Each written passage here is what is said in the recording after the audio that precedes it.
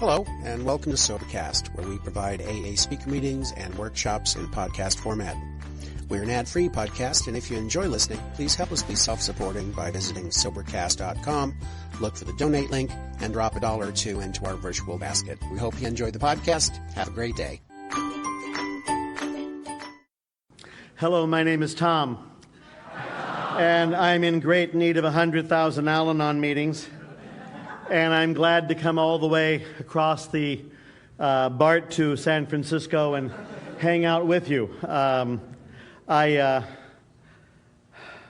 What it was like and what happened and what it's like now. I have to remind myself at times like this that this is not the time to discuss outside controversial issues or reminisce about things that happened 300 years ago. None of that helps. And I have a mind that can be very wandery. So if my mind wanders, I hope you can come along with me. And if not, don't worry about it. I've lived in Oakland for a long time. I grew up in San Jose. And I'm from a family which is just full of alcoholics.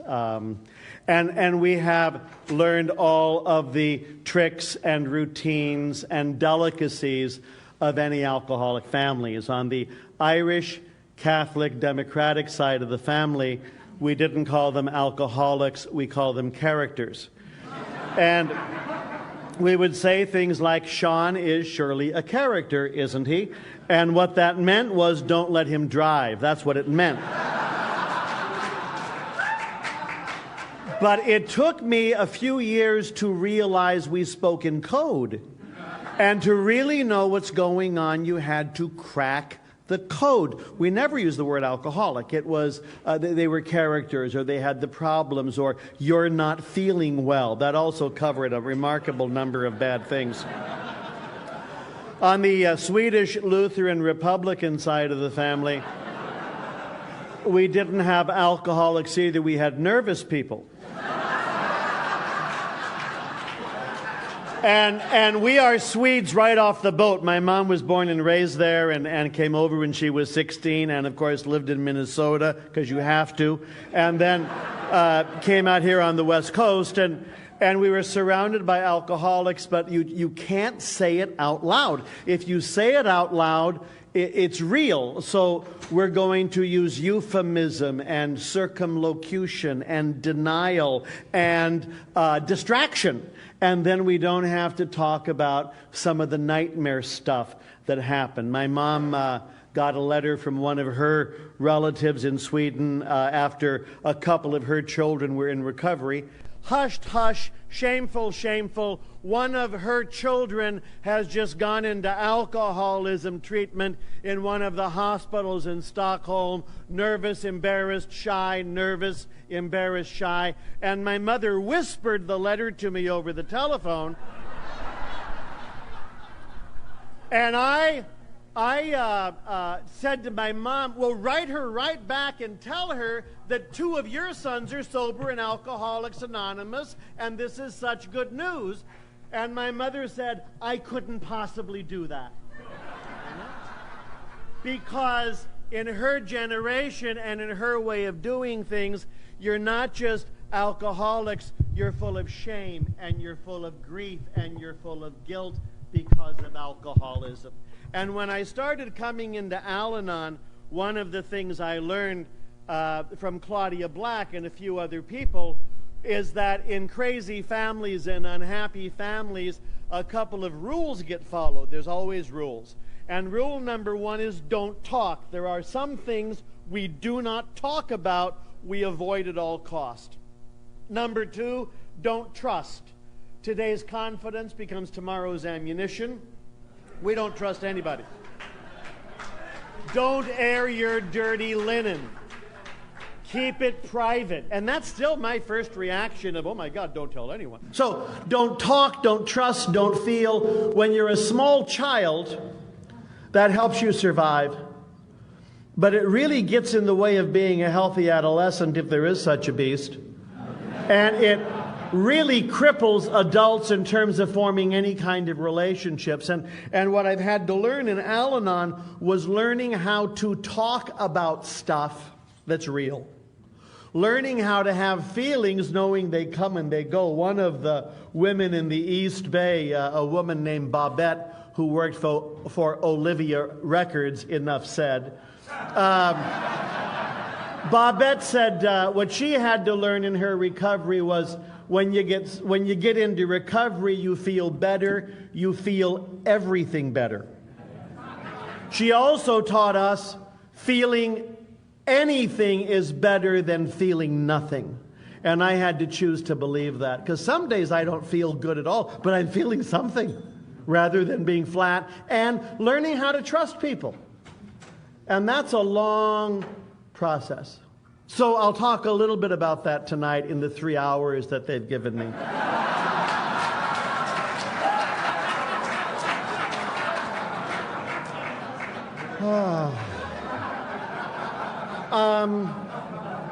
So I began my recovery. I was going to be a teacher. I wanted to be a high school teacher. My first teaching job as a student teacher was here in San Francisco at Mission High in 1971, and then I taught in Los Angeles for 100 years.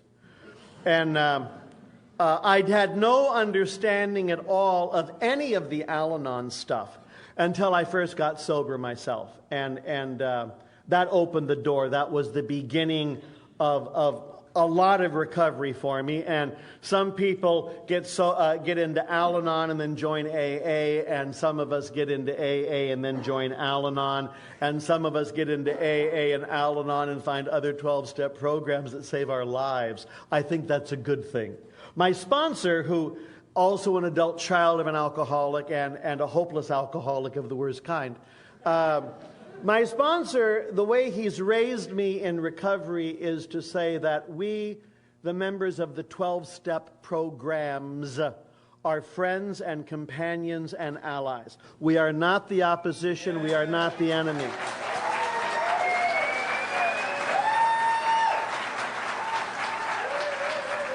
And we do this together. The door gets open, but over time we learn how to become friends and companions and allies, and I have to be remembered of that sometimes. Anyway, I was sober for a couple of years before I decided I could use a little Al-anon. And the reason I needed Al-anon was because I was teaching high school kids.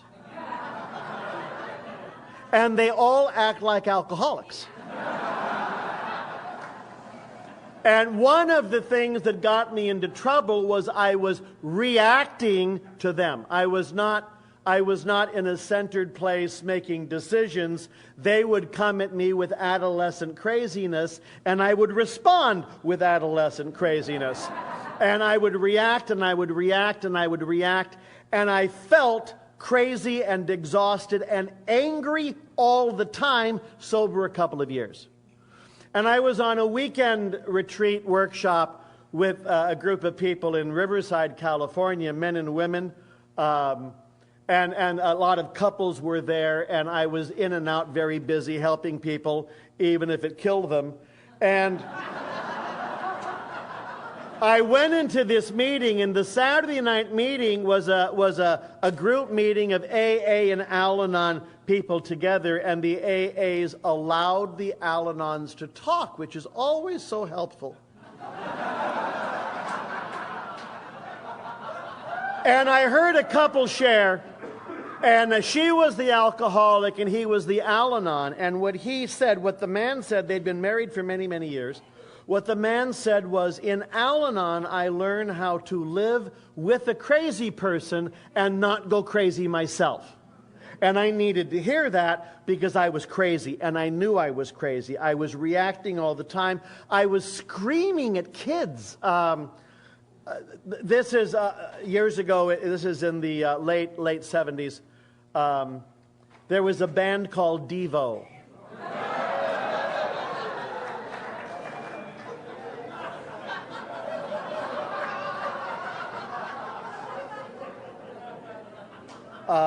I kind of like Ella Fitzgerald, Sinatra.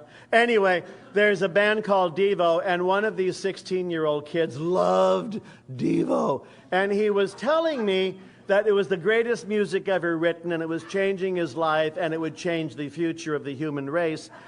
And I was 35, 6, 7, 8 years old and several years in recovery, and I found myself screaming at a 16-year-old about music. And I realized that I was the crazy one.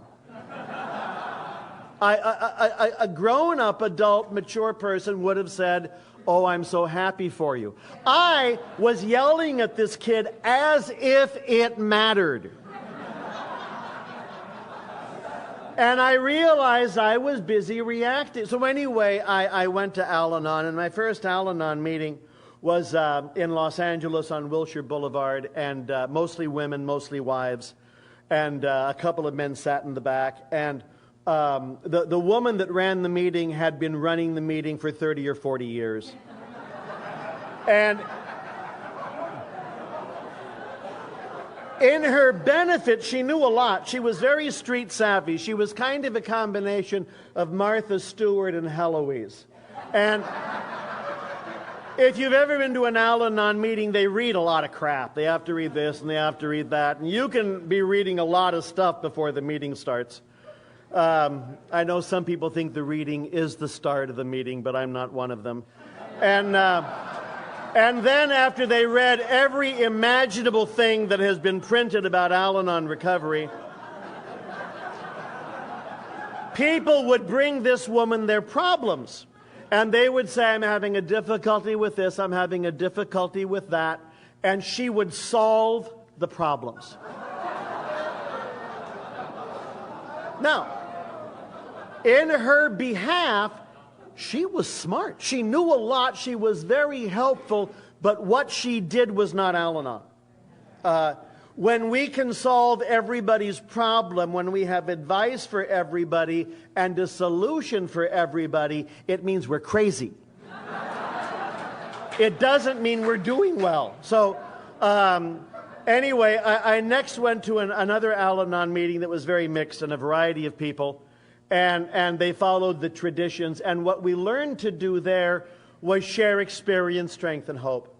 And you start learning the Al-anon voice, where if you're talking about something and you're having a difficulty, I might share, if I've had a similar situation, I can share that with you, and I can tell you what worked for me. I don't tell you what you should do. You know, move in, move out, shoot them, kill them. We don't give advice, you know.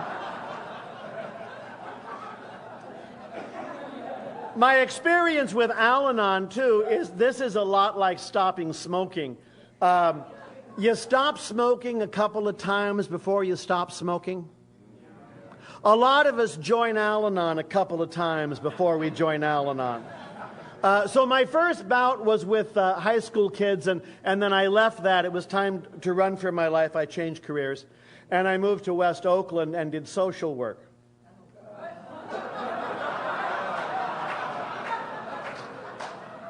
I will fix you. I know what to do. I have boundless energy and idealism. I can solve this. And I became extremely burned out and crazy, staying sober. But emotionally, I was dangerous on a regular basis. And I got involved in some Al-anon for a while, and then I dropped it. And then when it was time for me to really join Al-anon, it was time for me to start dealing with the family stuff, you know, good old mom and dad. Let's have a conversation. So I come into Al-anon 25 or 30 years ago, exhausted and enraged. And that's what brought me to Al-anon. And I got a cassette tape of a woman named Blanche.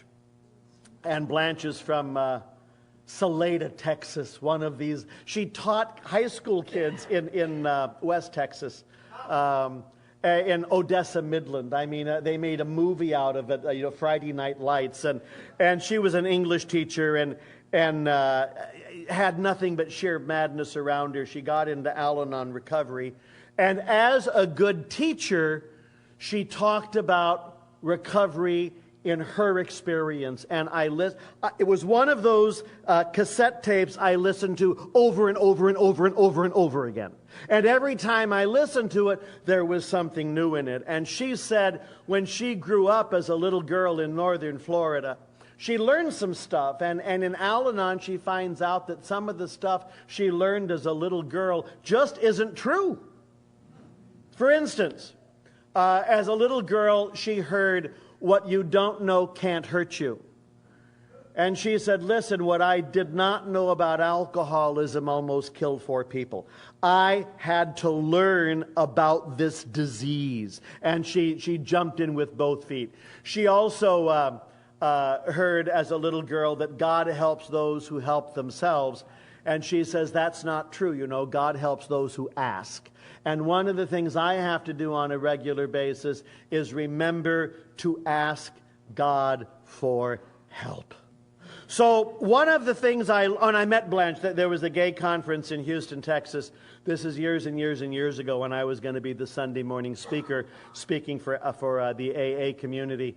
And I got there late, and they had a Saturday night banquet, and they had all the speakers sitting around one table, and they asked a variety of people to speak for the Al-anon part of the conference, and no one could go, and no one could go, and no one could go. Thanksgiving weekend is busy.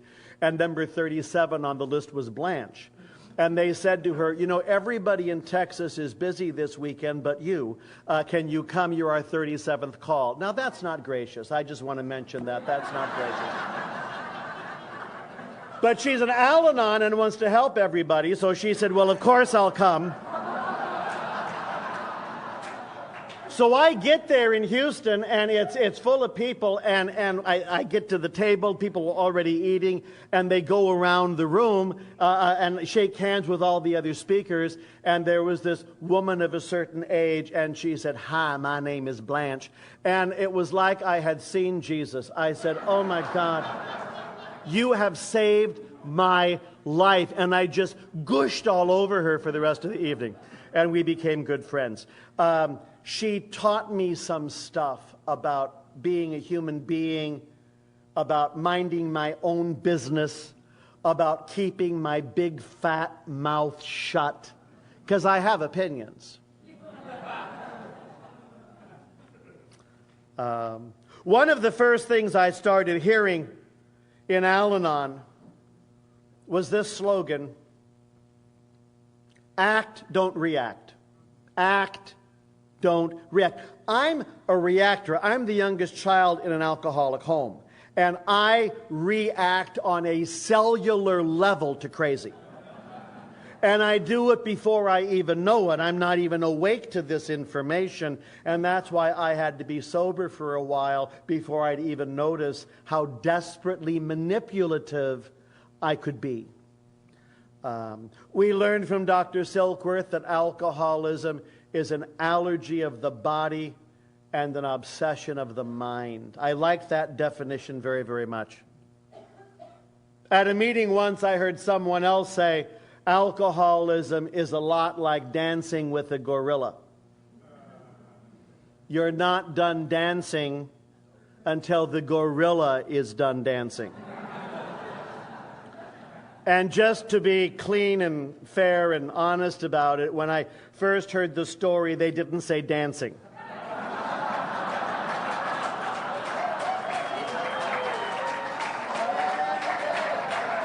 They said dating. And they didn't say dating. So there you are. But if you could get the picture, I understand some gorillas are really cute, and you can have a great time with the right gorilla. The problem is they kill a lot of us. You know, the casualty rates of people who dance with gorillas is very, very, very, very high. So here's the story. If you're clean and sober today, it means the gorilla has let go. If the gorilla has let go, get out of the cage.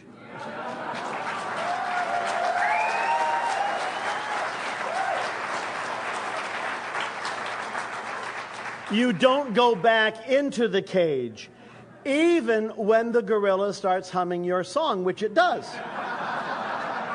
You suddenly hear music and one more spin around the cage.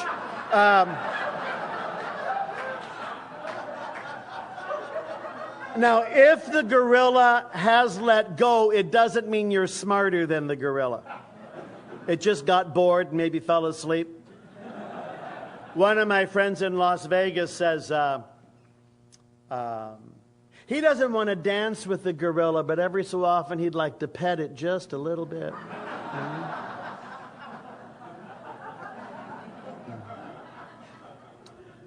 People who love alcoholics and addicts visit the zoo a lot.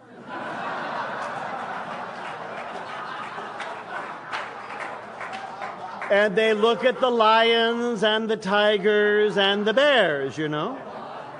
And then you go by the gorilla cage and you see the person you love dancing with the gorilla, and you go wild. You react.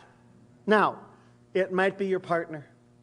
You know, that's its own special kind of craziness. Some of us love dating alcoholics. Some of us love marrying alcoholics.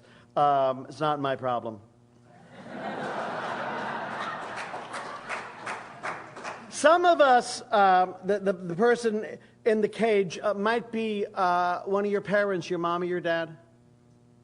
Might be your brother, your sister. All that's very crazy making. Might be one of your kids or one of your grandkids. The new population coming into Al-anon are parents of alcoholics and addicts or grandparents of alcoholics and addicts. And no one understands the level of insanity they live with except another parent.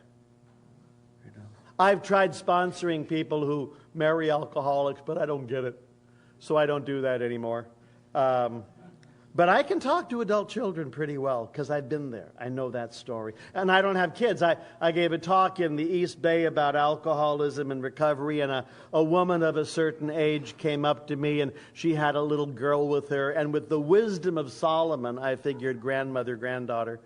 And I said, hi. And she said, oh, I have to talk to you. And I said, why? My daughter's out there. And I said, I don't have a daughter that's out there. Don't talk to me.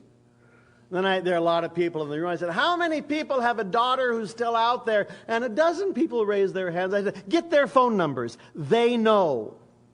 They understand. No one else does. No one else does. It's such an isolating disease. So, we walk by the gorilla cage, we look into the gorilla cage, and we see the person we love with the gorilla, and we go crazy. We must do something. We must take steps. We must take action. And so we get into the cage, and we begin to vacuum and to sweep.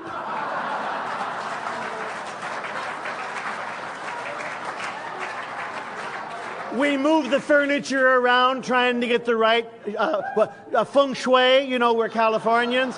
Get this right. And when none of that works, we make nice, nutritious little meals. That doesn't work. We try to get between the gorilla and the person we love, and the gorilla turns on us and yanks our arms and legs off. So we have a program too, and it's called Al-anon. And a lot of the Al-anon program comes down to stay out of the cage. Let's say that together. Stay out of the cage. But I only want to sweep a little bit. I know. And it doesn't help anyone. So we're meeting over by the giraffes, and we'll have our conversation there about our need to sweep and measure and fix all that stuff. Oh, it is a relief for me to know that a lot of things are none of my business. It also is important for me to know that loving someone does not change them. I keep thinking if you love them enough, I mean, I've seen the movie.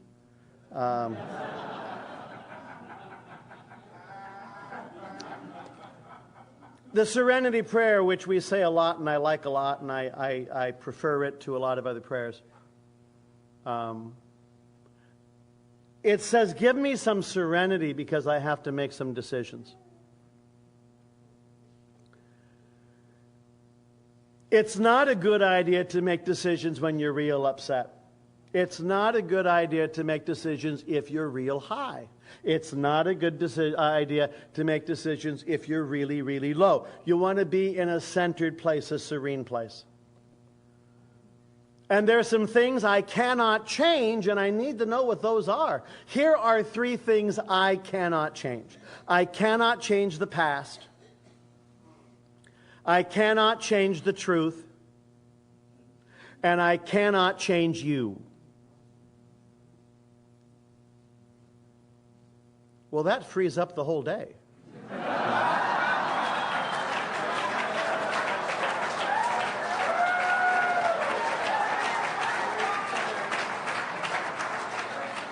I can't tell you how often I have tried to change you so I would sleep better. Can't change. What can I change? I can change my thinking. I can change my attitudes. And I can change my behavior. And that's what the 12 steps focus on. My thinking, my behavior, and my attitudes, even in the smallest possible ways. And that takes a long, long time. There's a Peanuts cartoon, Lucy and Charlie Brown, and Lucy asks Charlie Brown, how many times does 5 go into 3? And Charlie Brown says 5 doesn't go into 3. And Lucy says, it does if you push.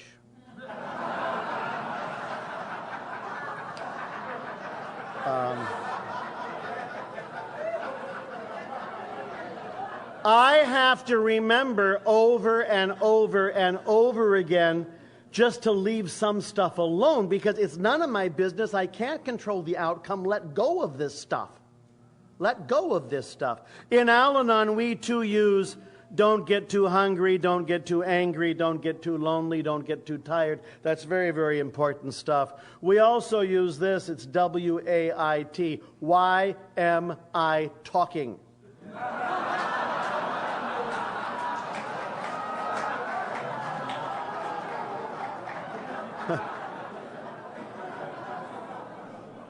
I find in my Al-anon recovery, one of the things I have to watch on is the level of rage. And I know you're not supposed to ever get angry if you have a spiritual program. I was in Los Angeles at a meeting and I mentioned that I can just get furious. And I mentioned that, and someone said, if you were really spiritual, you'd never get angry. And I said, that's so helpful.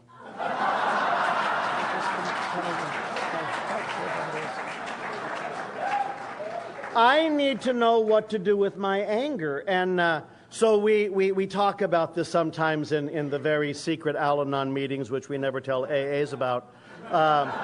But rage can be the issue. And one of our friends from Little Rock, Arkansas, her husband was a bad drunk, and he always fell asleep on the living room wall, carpet. And one night after putting in a very long day, she came home, found him passed out like before.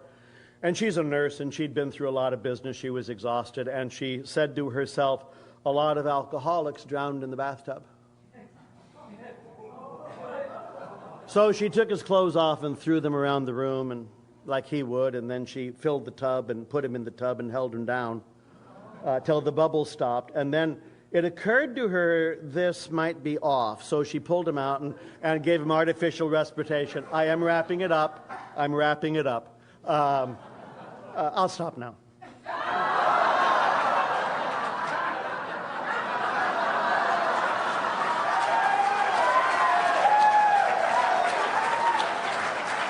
The voice of the people is the voice of God. And anyway, she got him out of the bathtub. She gave him artificial respiration. She brought him back. She dried him off. She put on his pajamas. She put him into bed, and she blow-dried his hair. Now, the reason Al-anons find that story hilarious is because she did the complete cycle in one night. From wanting to kill him to making him sleep nice, you know. So I like that a lot, and I brought it back to the East Bay to an Al-anon meeting, and we said, we need to talk about rage. And we can't, nice people do. So rage. And we thought we would have a conference, and on it, one of the topics was murderous thoughts. That's what we were going to have, murderous thoughts. My suspicion, and I have no proof for this, is that Agatha Christie was an adult child of an alcoholic.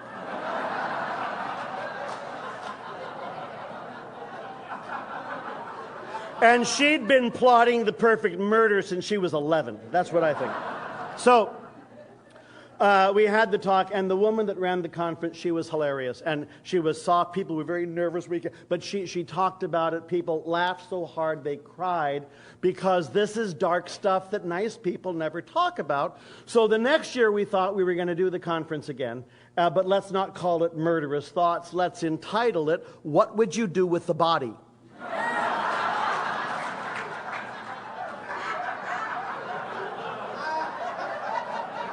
Great conference. And then we, this might be the conference for next year's Living Sober, I just suggested. So I saw my friend a while later, and I told her the impact she had and how helpful it is to be able to talk about some of this stuff that we just don't have words for. And I told her, by the way, what were you going to do with the body? And she said, first things first, kill the son of a bitch. Now I'm done. What I find in Al-anon is I get to mind my own business. I get to take care of my own acre. I get to leave you in God's good hands. And I learned this as a high school teacher. I thought a lot of those kids needed a friend, and a lot of those kids needed a safe adult to talk to. And I thought I was the only one, which made me crazy.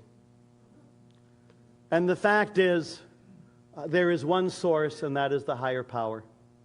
And there are many, many channels. And channels change all the time. And sometimes I get to be the channel, and other times other people get to be the channel. I'm not in charge of this. But at a conference like this, there are so many channels available. Say hello, exchange phone numbers, sit down next to a stranger, have a conversation. If you are occasionally overwhelmed by the amount of energy in the room, that's really, really normal. Just lie down and take a nap. We'll all know what you're doing. One day at a time, I am given a reprieve from the worst of my crazy, and it's nice to share that with you. Thank you.